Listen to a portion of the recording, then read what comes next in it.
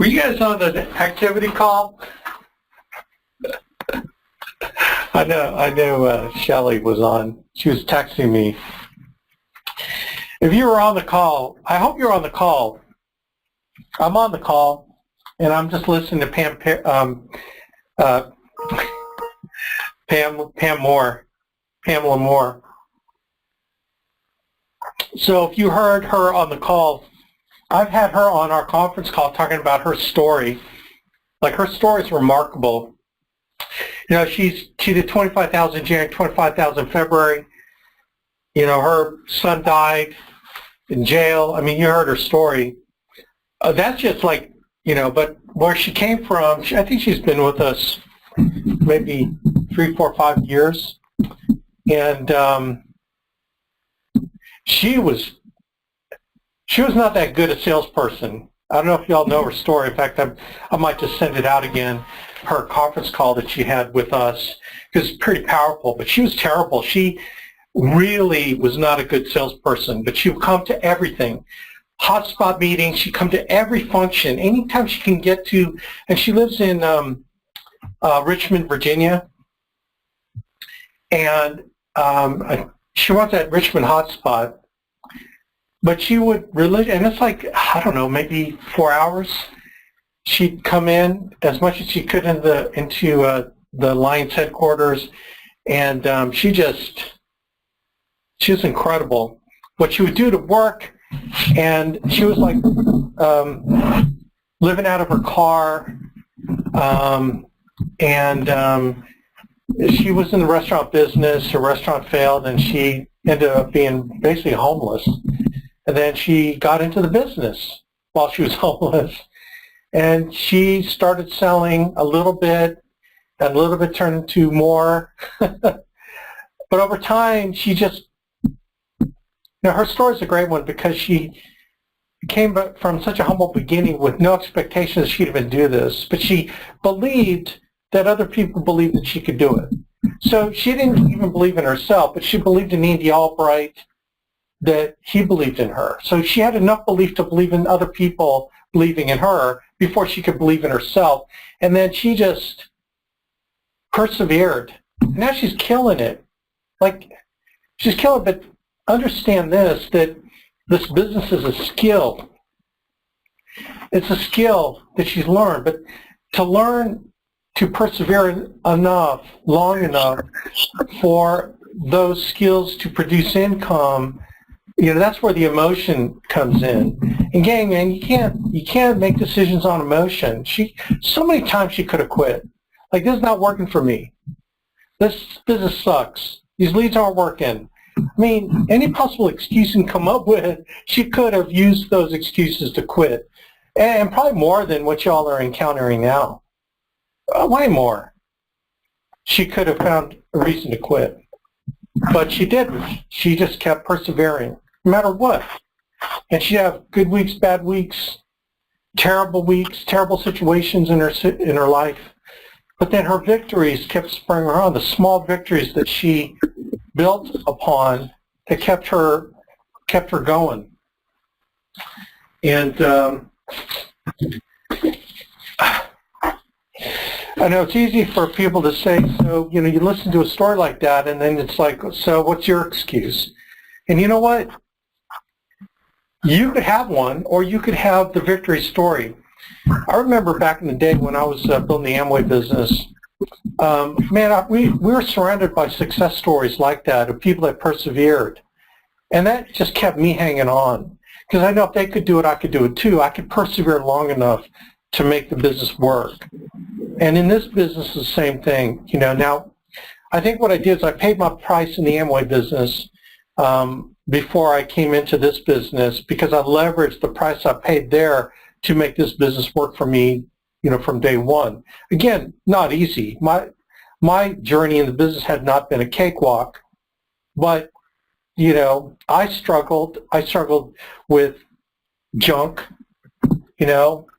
Everyone does. So here's the thing. You're no different. She's no different than you. You're no different than her. You think, oh my God, man, I don't know if I could have made it. My son passing away, being homeless, whatever, you're thinking, man, they're for the grace of God to go, why? But she made a decision that you can make as well. Sometimes you get into the mode of comparing your struggle to someone else's, and then you think, man, I've got nothing to worry about. Well, your struggles are yours. So you do have something to worry about, which is how you plan on getting through it. She did, so can you. But we have plenty of examples of people that made the decision to quit and couldn't get through it. So now it becomes your choice. Which way do you go? There's a fork in the road. Every day is a fork in the road, gang. Every day. You wake up, there's a fork in the road. Do I get up and do what I'm supposed to do, or do I want to stay in bed and be depressed because I don't have nothing to look forward to? Every day is a fork in the road. Which fork do you take? You take the fork that leads you away from your goal. You take the fork that leads you to your goal. Every decision you make, every minute of the day almost, is a decision, is a fork in the road. And what's great about forks is knowing that there's another fork down the road. Let's say you take the wrong turn and you go down the wrong fork. Well, there's another fork in the road that gets you back on track. So that's the beautiful thing about it. Every decision you make is recoverable. I think that's kind of the biggest thing about Inside the Circle book, that Inside the Circle book is that everything you can recover from if you're willing to make the right decisions. If you take the fork that is the right decision as opposed to the fork that is the wrong one, you continue to make the right decisions. Andy Albright's always said, man, if I make 51% of the right decisions every day, I'm good. I'm way ahead. I'm way ahead, because what happens is when you make the right decisions, you leverage the good things that can come from it. But one thing for sure, like Pam said, or like Danny Johnson, who's my buddy, if you quit, you don't take advantage of everything that you've learned up till now. So that's a crazy thing. What you don't know is that you're on your path already, and that the things you've experienced is the things that Pam Parrish has experienced in her journey to get better and to become successful. You're going through it right now, whether you just started with us or you've been with us 5 years. I was talking to Brett Swindell at the at Steamboat at the leadership, and I told him, look, he was like frustrated. It's like, yeah, I've got a guy. I think he's going to be good, and and he started asking questions like, how do you really make someone really do all the right things? And I go, dude, you don't make anyone do anything. People do what they want to do. Like I said, to use yourself for an example, like you're an agency manager. It took you how long? 5 years? Or you were invited to the Steamboat trip. I don't know if he's qualified agency manager yet, but I think he was invited to the Steamboat trip, special invite. He might have hit it once, maybe 2 times, maybe not contiguous. I can't remember, but suffice to say that he's got a group coming on. And I said, look how long it took you. You've been with us 5 years. It's like, out of 5 years, in 5 years, you know how many people we've recruited? Thousands of people that didn't make it. But here you are, you made it, because you didn't quit. You lasted long enough to start achieving success. And Brant didn't come out the gate swinging either. He learned to be a strong producer over time. Like when you look at a career, when you look at this business, look at it as a career, a long-term career, right? Not a short-term fix to a financial problem. You got to look at this business as a long-term fix to a long-term problem. Okay, the long-term problem being, are you going to be able to retire? Are you going to be able to retire at any kind of financial dignity, right?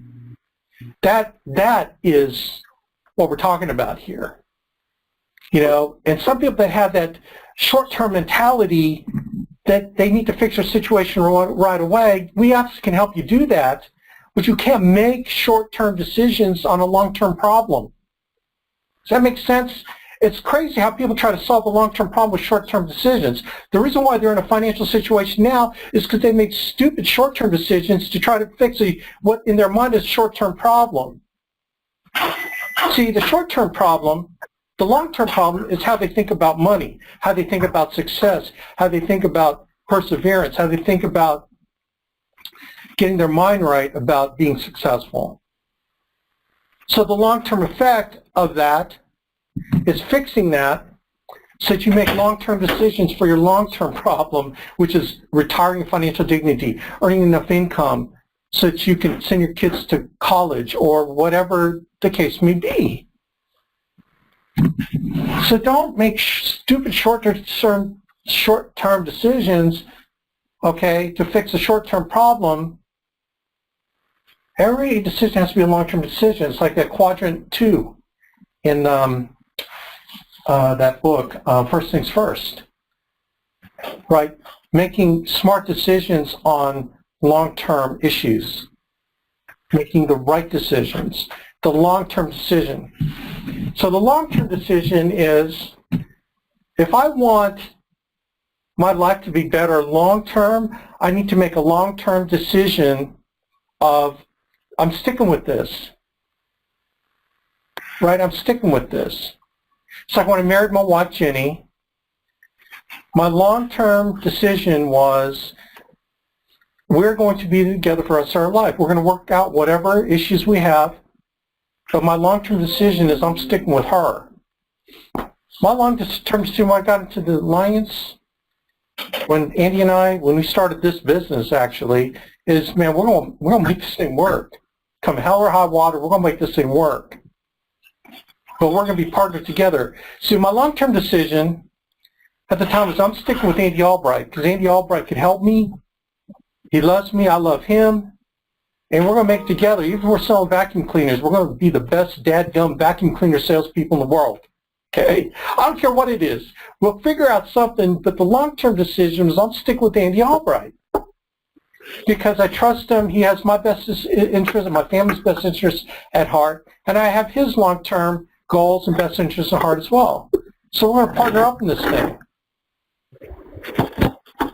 So, so my long-term decision was I'm sticking with this. I'm sticking with Andy Albright. Then when we started the alliance after the first company we started with, it's like, man, I'm with you. He started to mute.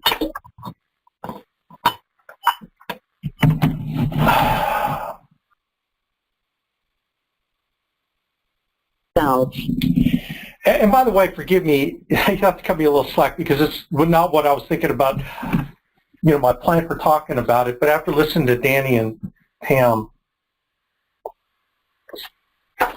So my long-term decision was to stick with Andy Albright. And then when we started the business, my long-term decision was I'm sticking with Andy Albright building this business. And I'm going to do everything I can to do it. That's why I built the website for the company. I was like the webmaster for the first 3 years. I built all the recruiting websites for every agent that was recruiting. So I did all their websites so that we could recruit and build. I did all the PowerPoints for our national conferences for like the first 3 or 4 years.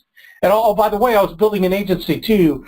I think I was like there was time I was like the #1 hierarchy. And then Fitz passed me, okay, and then we've been 1 and 2 ever since. Dadgummit, what are you guys doing?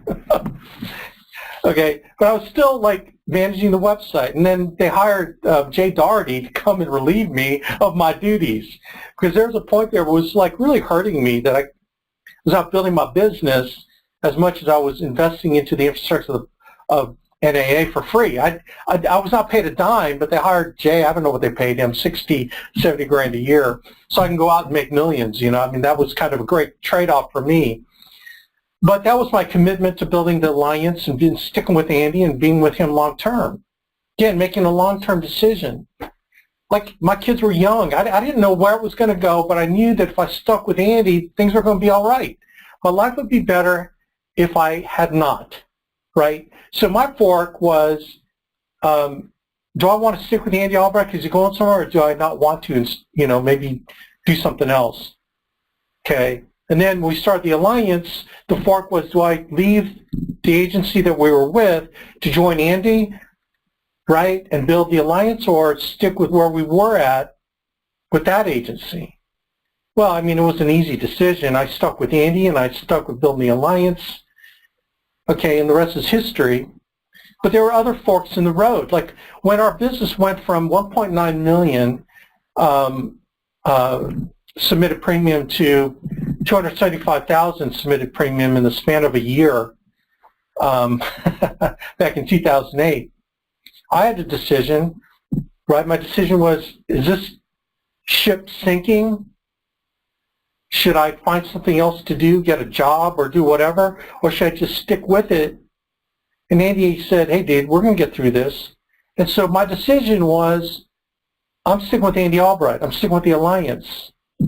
Even though it's hard, I mean, like hard, right? Don't, you know, again, fork in the road. I chose the better path for the long-term decision.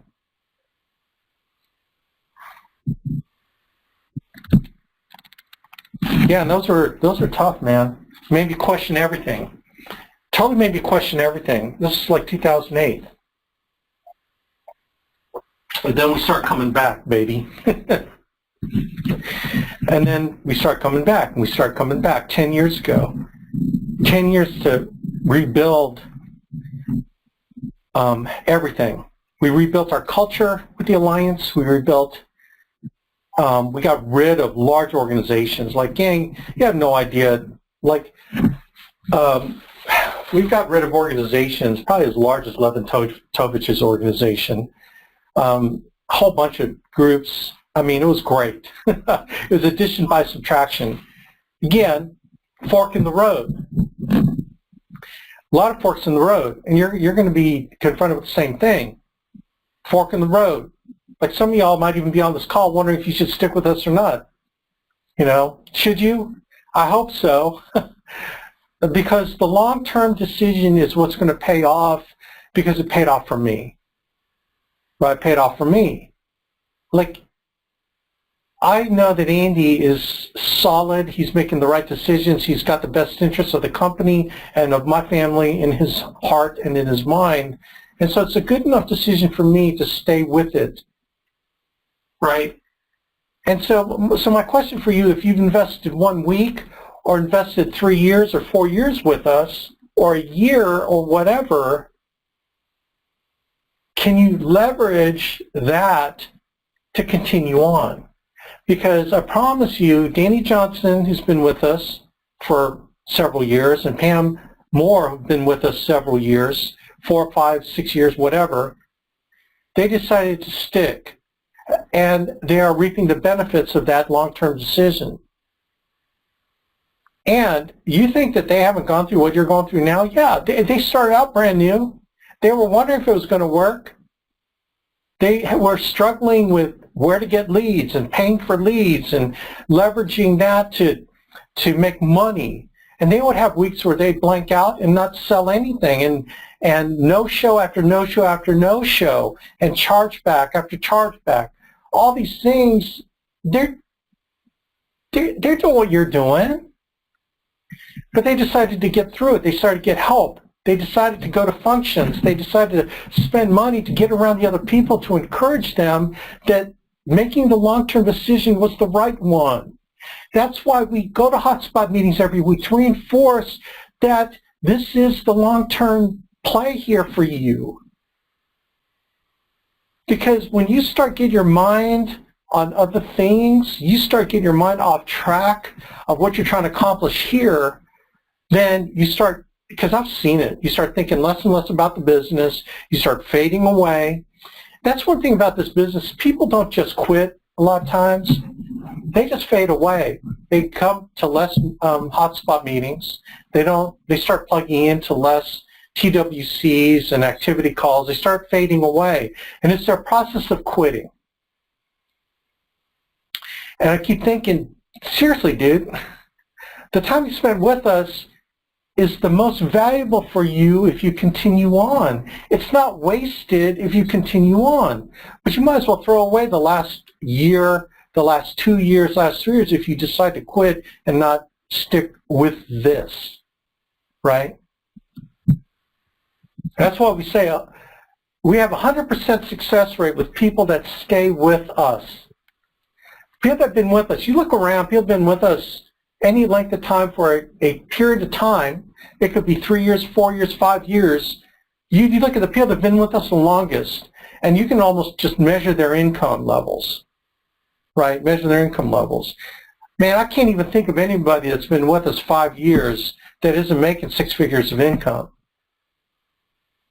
I can't think of them. Maybe you can come up with somebody. I personally cannot. I can't think of any, at least in my hierarchy. If I put a longevity number next to that leaderboard, I mean, you know, you'll see a correlation, I guess. It's the best thing to say. But Alex, I can't wait. I can't wait that long. It's like, okay, dude, let's talk. Let's try to get you moving through the learning curve quicker. Okay. Sometimes that's a function of you working. It seems like you go through the learning curve quicker when you work. You know. So what does this have to do with building? Well, I was telling Brand, I go, look, dude, you've been with us 5 years. Look at you. How are we going to find someone like you? We can't did anyone make you stick with us long enough to where you're successful? You know, he goes, no. I mean, I got around the system. I got around the people. You know, I did what I needed to do. I said, yeah. So majority of people don't do what you're willing to do, which is the definition of success. Successful people are willing to do that which unsuccessful people are unwilling to do. And one of those important things is persevere and hang in there and do it, right? So here's how that works in building. How that works in building is that you hang in long enough and you get better and better and you develop yourself in the business and become a more attractive person, to be a better person, to care more about people, to focus on building your value system so that you start attracting the right people. Sometimes you can attract and find people early. Sometimes you find them later. But regardless, you're going to find good people. You will find good people. You just have to hang in there long enough. And then when you find them, all you have to do is invite them to things, and then they catch fire or they don't. You know, the kindling will be there if they're the right person. And then they're in, and they're in your group. And they're figuring it out. They're coming to things. They're making better decisions. And they start realizing, you know what, I think this is a good long-term decision to stick with this company, with the people I'm in business with. I'm just going to continue on and continue on. And then, boom, you've got a leg that's going to be a solid leg that'll be there forever. You know, then you find another, and you find another. Now, look, if it took the average person in your group 5 years to develop to become an agency manager, well, then you better find them early than later. Because you need 4 agency managers and 2 key leaders to go EVP, you know, where you're making like 1.2 million. So finding 4 agency managers starts with finding one. If you can find one, you can find many. And you do that by the process that we talk about, which is recruiting and finding people. And not to get frustrated when you can't find people. Like, it cracks me up when someone's been with us for like a year and they're recruiting and they come in and they say, oh, Alex, I just haven't found anybody. It's like, dude, you are in the process of finding them. If you focus on the process of finding them, you will find them. If it took a year, 2 years, 3 years, it took you 3 years to find one leg that you can override that's rocking, would that have been a wasted 3 years? No, because chances are you've already found other people that are going to be the next one. They just haven't developed yet. That's why you hear me talking process all the time. You give yourself over to the process, and then you stick with it, and you are consistent with it. Good things will happen. You know, I look at Karen Mussel's business, and she stuck with it even when things were not happening. She found a few good people, you know, And she's finding more good people. Like, I'm amazed at how it seems like there's this momentum picking up in her organization, but she has got out of the business of recruiting. So she's going to find her 6.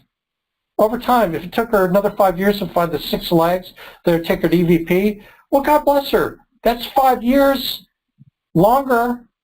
But see, here's the beautiful thing. She made the long-term decision to stick with us. It's going to happen. Like, you tell me, you quit now. Tell me what else you're going to be doing for the next 10 years, 15 years to get you to 1.2 million a year. Like, I'd like for you to tell me, like, what genius idea are you going to market that you came up with that no one else in the world has come up with that's going to revolutionize the industry? What smartphone app are you going to develop where you're going to have hundreds of millions of people downloading it and paying for it for $3? What internet sensational website, social media website are you going to develop that's going to make you a gazillionaire in 5, 10 years? Like, tell me. Maybe I'll invest in you. But short of doing that, I mean, gosh, why don't you just think about it like this? What else are you doing? Well, so do what you're doing now. Invest yourself in it now because you've got a vehicle now. You have a vehicle if you just persevere. It's never easy. Everything that's worthwhile is never easy. So start now. Start building your dadgum business. Start getting with me and say, Alex, okay, what do I need to do next? That's all it takes. What do I need to do next to make 1.2 million in 10 years? Okay, let's put a game plan together. See, because that game plan for 10 years starts with what do you need to do today? I could back it down and say, okay, well, what do you need to do? Where do you need to get to in 5 years, 4 years, 1 year, 6 months, 3 months?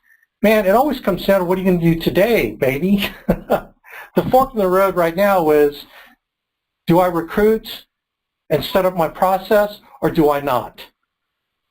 I've always said this, man.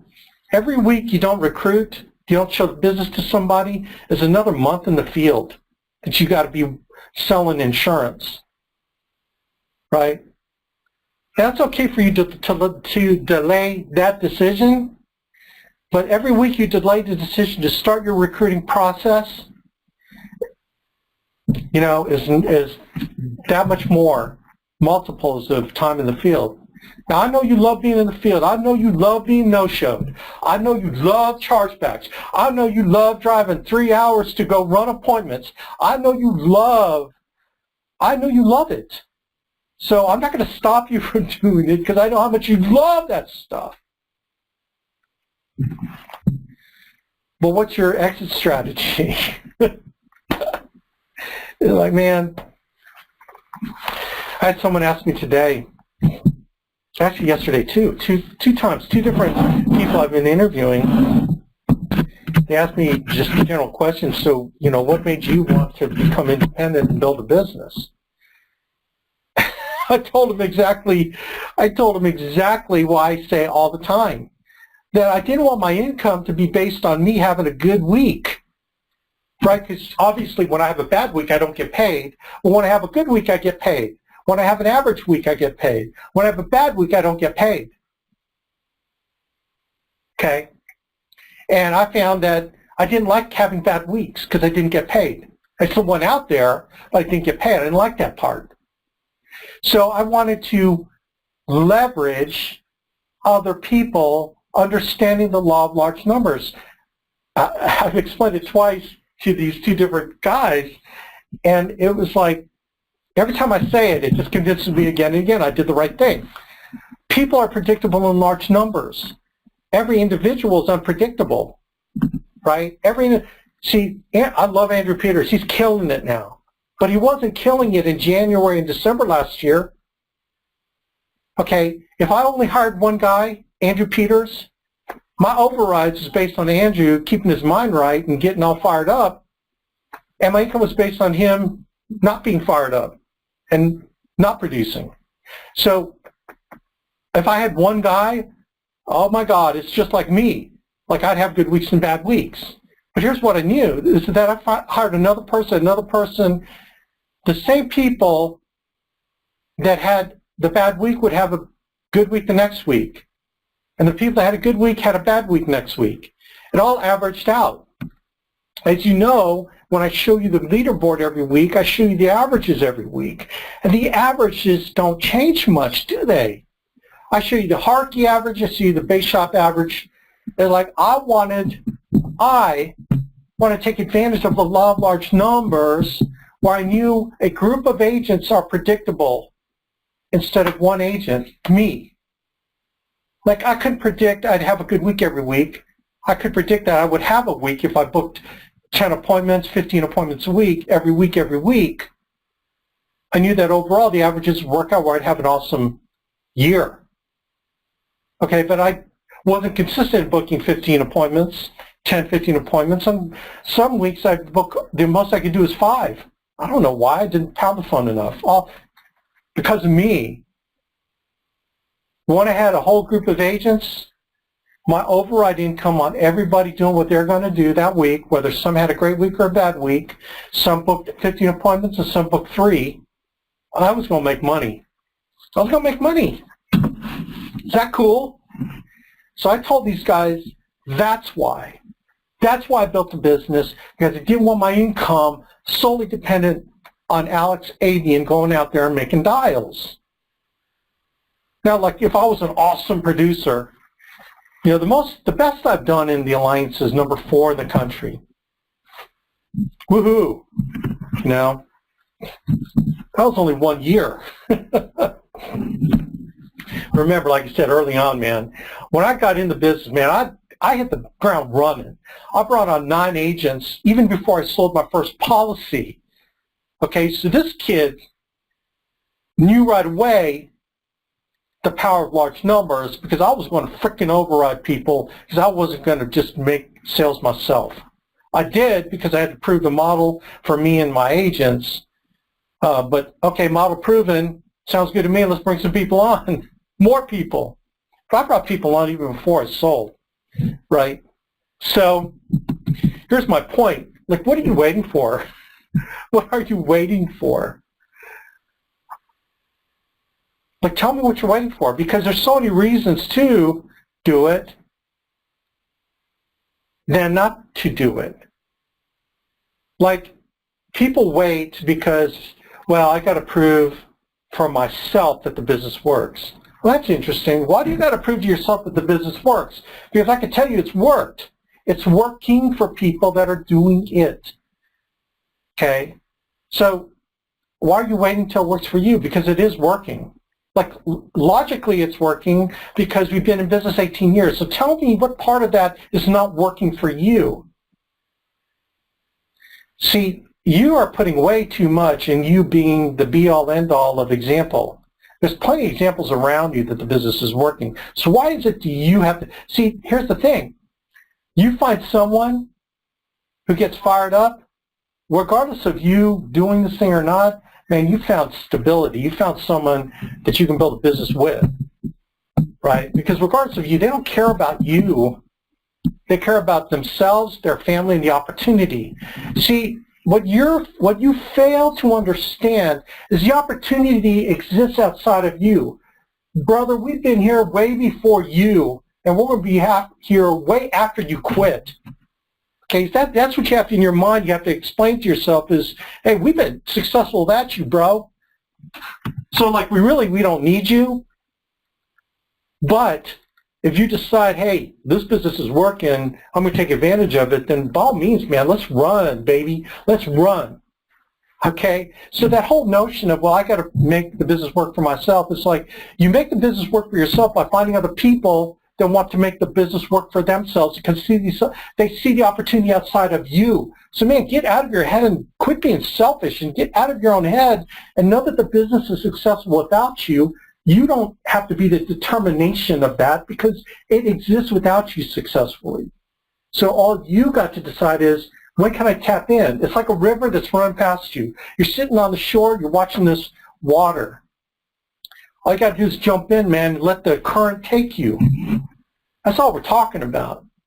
But what you're saying is, well, I need to believe that if I jump in, I'm going to go with the current. It's like, baby, you don't need to establish that fact, okay, that if you do, it will, okay, because you got to make the decision to jump in, okay, then it will if you do all the things that we're teaching and creating your recruiting process. It is a process.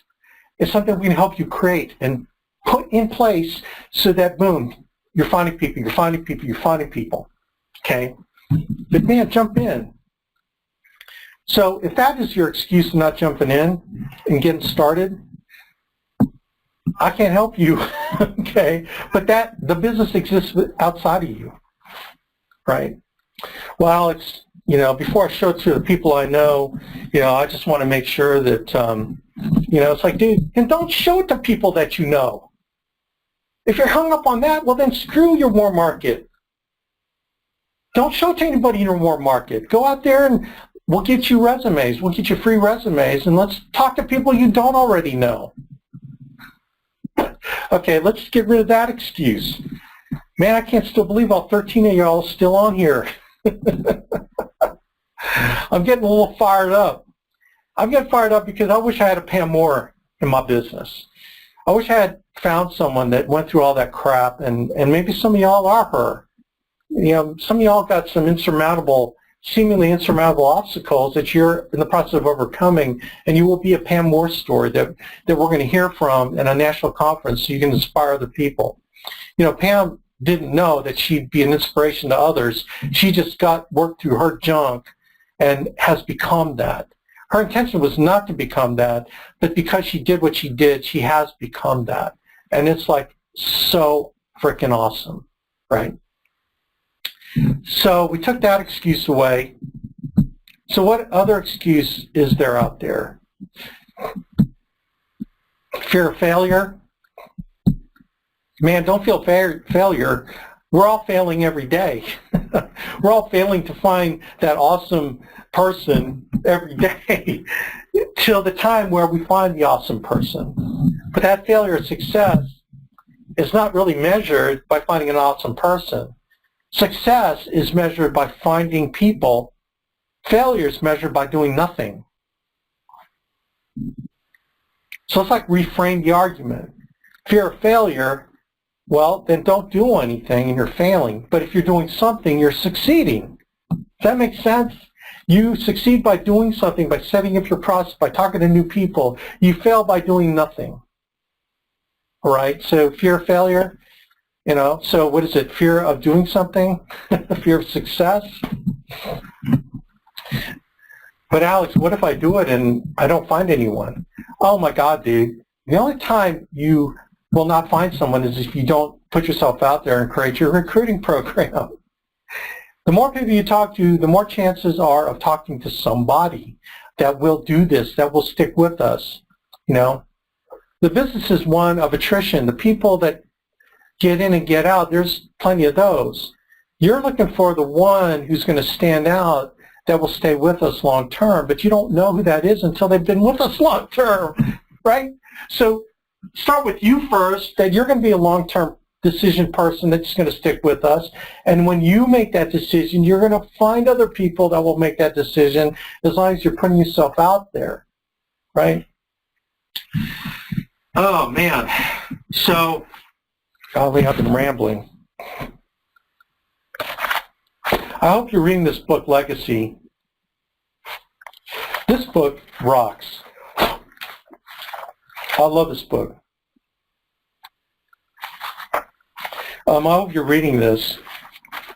He's got some good stuff in here regarding team, regarding the All Blacks, their New Zealand, a team in New Zealand. And this book just sweep the sheds. I like this part. Never be too big to do the small things that need to be done. Man, you got to grunt it out. Anyway, I'm not going to teach for that book yet, but man, you got to read it. You got to get it. This is Andy's big book right now that he's telling all his managers to read. Okay, and this kind of team that we're attempting to. Oh yeah, awesome. So Shelley said she has it on audio. Yeah, audiobooks, man. I'll tell you what, if you can't like physically, like if you got book on tape or what is it, audio.com, Audible, is it audible.com? For instance, okay, so you can download these books and listen to them in the car. It's better than listening to the radio and music. And you can be putting the good stuff in your head. So great job. I'm going to be seeing Shelly at, audible.com. I'm going to be seeing Shelly at Instant Thunder. Instant Thunder is coming up for us next week for our Base Shop agency. You go to AllianceVentures.com to sign up. It's $129. Food is provided. All you got to do is get there and pay for your hotel or share a room with somebody. But you got to get down there if you're going to get inspired to make the long-term decision to let this business be your career, your long-term play to make multiple six figures, if not seven figures, in this business, in anything. Instant Thunder is where you get that decision reinforced. If you don't even know why you're doing this, come to Instant Thunder, you'll learn why you're doing it. You're going to get around the people that have made that decision. See, what's great about Instant Thunder is you get around the people that make the right decisions to continue on with us for the long haul, the long term. When you get around long-term people, you are going to be a long-term person. It's kind of like when you go to a marriage retreat and you're around other people that are concerned about wanting to keep their marriages alive. Do you think that works out better than if you went out with your girlfriends and it's girls not out, and most of them are divorced? Which do you think is better for you, hanging around your girlfriends who are all divorced except for you, or you going with your husband to a marriage retreat? Okay, tell me which one you are going to benefit from more. Okay? So imagine that decision. Understand how that feels by making the right decision of getting around the people that have made the long-term play, the long-term decision to stay with us, as opposed to staying at home, eating Cheetos in your basement, surfing the internet, and wondering, maybe I should dial now. Man, you got to get around the people. So it starts next Wednesday at the TWC, 12:30 at the Burlington headquarters, and it goes till Friday at noon. And here's the other thing, the March, because there's an April Instant Thunder, a lot of the March producers are staying home to produce. They're coming to April. So the March Instant Thunder is going to be super intimate. It's probably going to be the least attended Instant Thunder out of all of them. And the power of being at a smaller Instant Thunder is that everything's more intimate. I mean, you get real conversations going on. It is going to be a small group. And so I'm excited about that. I'm excited about being in a very intimate group of people. There might be 80, 90 agents there as opposed to 150. There'll probably be at the Instant Thunder in April, probably 200. It'll probably be 3 times. It could potentially be 3 times the number that's at March Instant Thunder. So then you got so many more people to deal with, but the one in March is going to be super tight, man. So I'm very excited next week, Shelly, that you're coming out. For those of you that are trying to make a decision, like seriously, fork in the road, baby. Fork in the road. Which way are you going to go?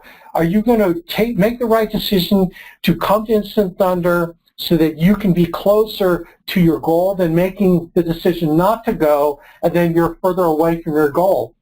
Like seriously, one is closer to your goal, the other one is away from your goal.